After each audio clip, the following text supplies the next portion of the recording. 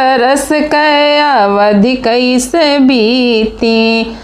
कैसे बीतायो लाल बनवा, कौशल्या रानी भेंटे ललनवा। कैसे बीतायो लाल बनवा, कौशल्या रानी भेंटे ललनवा। कोमल गात कुंवर मोरे रघुबर, कोमल गात कुंवर मोरे रघुबर। कमल जैसन तोहरो चरणवा, बीतायो लाल कैसे कबनवा। कमल जैसन तोहरो चरणवा, बीतायो लाल कैसे कबनवा। उतरी आए दूध दुइनो थनवा,